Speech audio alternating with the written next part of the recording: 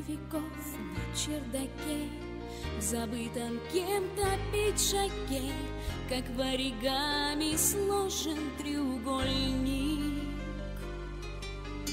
На пожелтевшем в клеточку листке с изгибами затертыми до дыр едва читался текст в карандаше письма, пришедшего с войны.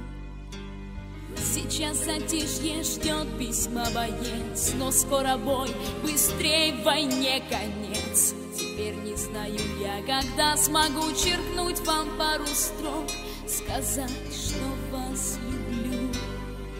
Ты, милая, детей побереги, себя хотя бы немножко пожалей.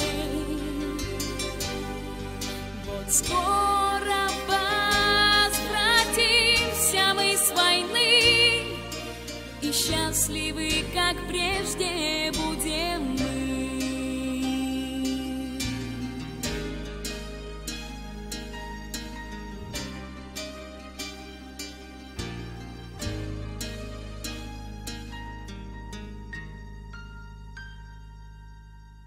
А сыну, милая, скажи, пусть не герой я, но не трус, и я за родину стою, чтоб ты, сынок, счастливым рос. Дочурку нежно от меня ты поцелуй, она ж еще не понимает вовсе. Дай Бог, чтоб в памяти ее отрезок этот в жизни стерся. А дальше слов нельзя прочесть, тут столько капель слез не счесть. Она его у сердца хранила до конца, запомнив на всю жизнь черты любимого лица. Ты, милая, детей побереги, себя хотя бы немножко пожалей.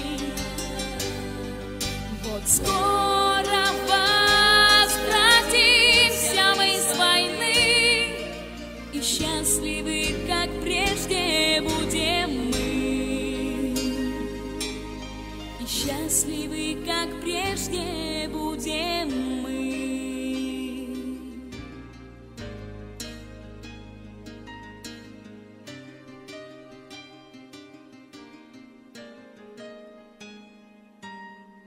В пыли веков на чердаке, в забытом кем-то пиджаке, как в оригами сложен треугольник. На пожелтевшем в клеточку листке с изгибами затертыми до дыр едва читался текст в карандаше письма, пришедшего с войны.